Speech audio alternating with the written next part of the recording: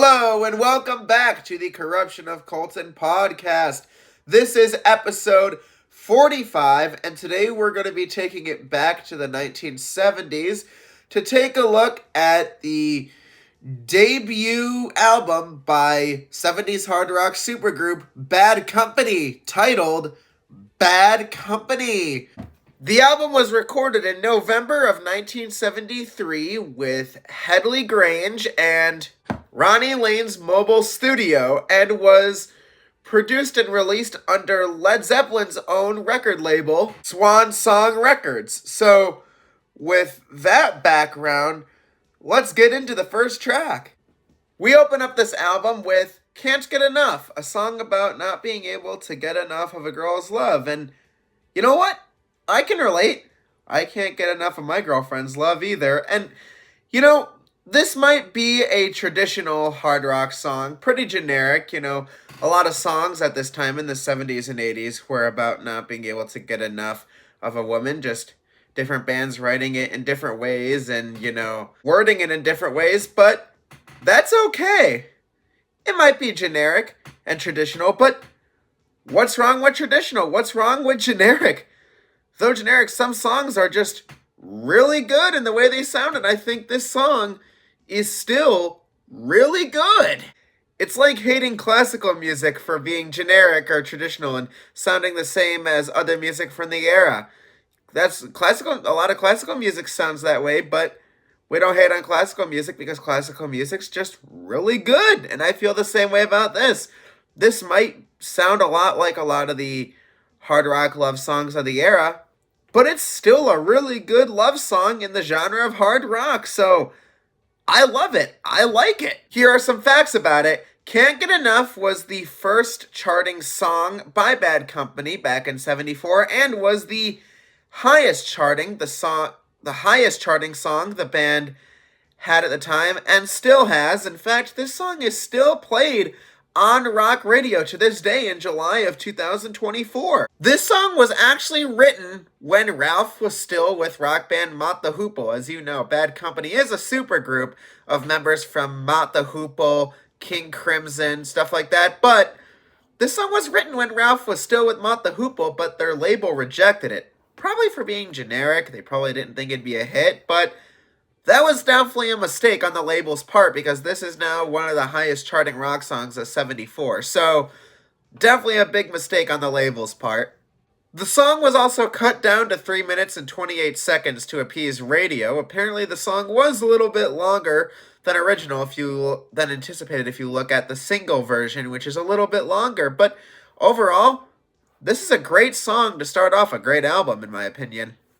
This next track, Rocksteady, isn't really about much of anything special, but is just another fun to listen to rock song, right? In the second verse, there's even this, choir vocal layering. You know that, type of song where they layer the vocals? The vocalist records the vocals, right? But then they, stack the vocals on top of each other multiple times to create, a choir vocal. That's what they do here, and it makes the song fun to listen to. I even like to hum along to it when I listen to it and just go, Rocksteady, with the rest of the track. Rocksteady is just a really fun song, and I love to listen to it, and I urge anyone who hasn't heard it to listen to it and hum along to it with me. Now, Ready for Love is just fantastic. Ready for Love is actually a cover of Ready for Love by Mott the Hoople, which is the band Mick Ralphs was in before he joined the supergroup Bad Company. So when they were making the first Bad Company album, they decided to record their own version of it. And if I'm to be completely honest, I actually prefer the Bad Company version. Not gonna lie. And I love singing along to it wherever I am. In the shower, in the car, on my daily walk, wherever I am. It's just infectious. I'm ready for love. Oh, baby, I'm ready for love. It's just one of those 70s rock songs you love to sing along to, like Ain't Talking About Love by Van Halen. It's just infectious, and it's got such a groove and such a melody that you can't help but sing along to it because it gets stuck in your head. This song certainly does. It's just got the perfect hook to get someone to sing along. And honestly, I love it. It's a great, great song. This song also just has the perfect atmosphere as the drums are played pretty slowly in a romantic pattern, so it even can get couples in the mood. It could even be a good song to slow dance to as well. I wouldn't be surprised if some people slow dance to this at their weddings or when couples are just alone, they slow dance to it, right? It's just a perfect song for that. So, overall, great song, Bad Company.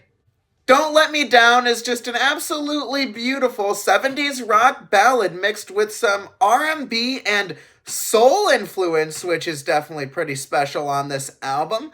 It might actually be one of my favorite tracks. It's definitely one of my favorites to listen to. Don't let me down.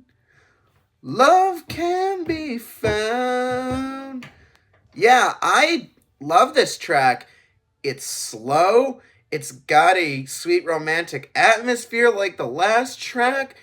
And it's just a good song to listen to calm down with. Like, sometimes I like to listen to music while I'm falling asleep. And this is actually a good song for falling asleep. In fact, this album is great for listening to when you're doing some work, like editing. But it's also great for falling asleep to. This album's not too, like, loud and in your face. It's also not too quiet or like too much to process. It's just perfect. And I think this album's great for that. And especially this song is perfect for that. I love it. It's my favorite song on the album. This next track, Bad Company, is the title track of this album, but is also the band's theme song in a way, as it's also named after the band, Bad Company.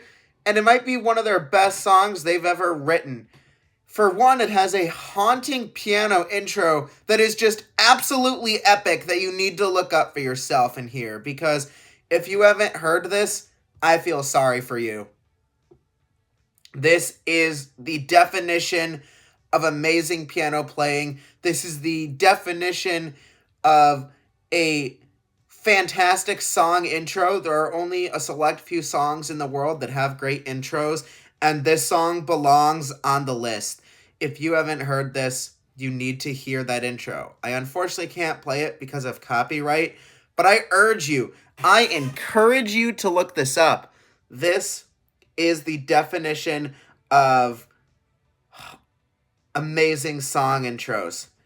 It's haunting, it's atmospheric, and then Paul Rodgers' vocals just come in and they sweep you off your feet. They just take you away into a musical type of realm of sorts, and you're just in a whole nother world. I feel like when I'm listening to this, I'm just in a whole nother realm, a whole nother field of existence. I leave reality, and a mixture of that piano and those vocals just take me away, and I'm just lost in the song. Do you know what being lost in a song feels like?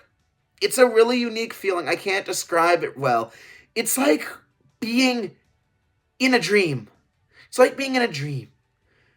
It's like your body's still in reality, but your mind leaves all sense of reality. You forget about your worries. You forget about your problems, and you're just taken into another realm of existence of peace and relaxation. I sat here at my desk listening to the album, in preparation to record this album review, and I was just so relaxed. Great, great song. I love it. I could talk about it for hours. Unfortunately, we do have to move on to the other tracks, but just masterpiece of 70s rock. The Way I Choose is another favorite. The instrumental is once again very atmospheric and perfect to absorb yourself. I just love to walk around and sing this one. It gets stuck in my head, so sometimes while I'm like standing in my kitchen, walking around, making stuff, or feeding my dogs, or just bagging groceries at work, or doing carts and walking around, taking care of returns, I'll just sing this chorus out of nowhere. I I don't ask no favors. I don't know why. If I don't ask no questions.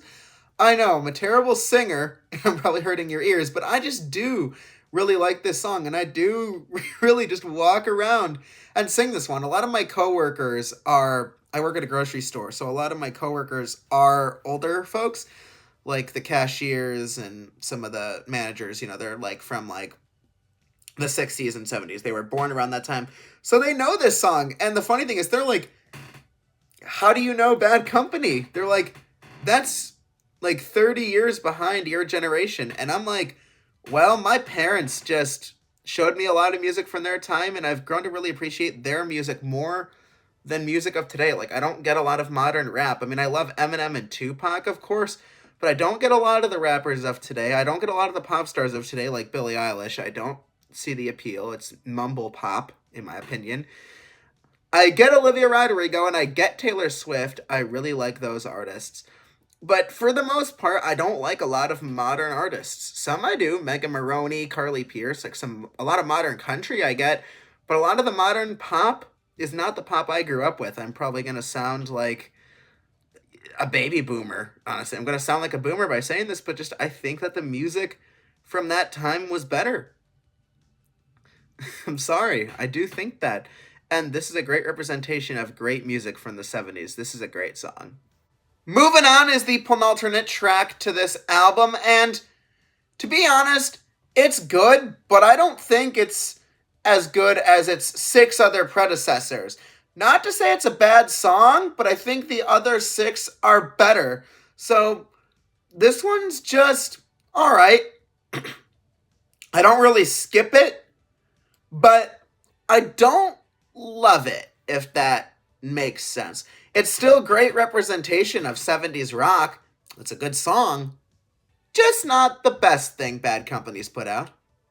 We close the album with an acoustic track titled Seagull, which honestly is a great album closer.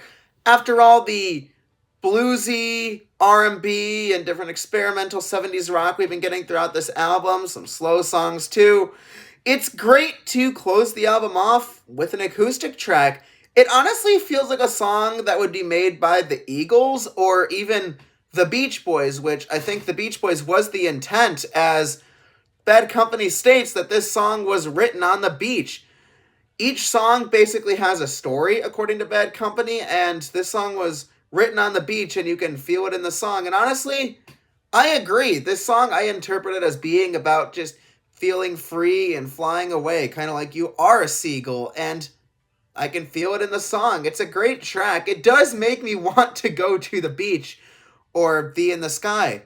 So, good job, Bad Company. You definitely made your point across with this track and really drilled in the idea that, yeah, this is a song about being on the beach, and I love it. This is a good album closer, and this is honestly a great album. I'm not gonna lie. This is one of my favorite albums of the 1970s, honestly. I love it as much as I love Paranoid by Black Sabbath, or Alice Cooper's School's Out, or the Van Halen self-titled. This fits in perfectly with some of the best 70s rock albums, to be completely honest. It's right up there with Hotel California by the Eagles, Let It Be by the Beatles. Bad Company by Bad Company from 1974 is one of the best 70s rock albums, in my opinion, of all time. The best track on here, in my opinion, is Don't Let Me Down. That song does not let me down at all. It is, in fact, it lets me up. It lifts me up. It's a great song. But some other contenders are Bad Company. The song is a great one. Can't Get Over That Piano Intro. It's amazing. Can't Get Enough. Ready for Love. The Way I Choose. All great songs. Movin On is the only song where I'm like, it's okay. I give this album a 9 out of 10. Come back next week for the next album review. Keep coming back every week. I make new episodes. Remember to follow the podcast on Spotify, Apple Podcasts. Remember to, if you're on YouTube, remember to like, comment, and subscribe to the Nichols Network YouTube channel. On YouTube, in fact, I'm planning some exclusive content that we won't make for Spotify or Apple Podcasts, such as maybe mini reviews on YouTube Shorts. I might do some videos about my CD wall and my CD booklets and just some of my favorite CDs. So definitely stay tuned on YouTube.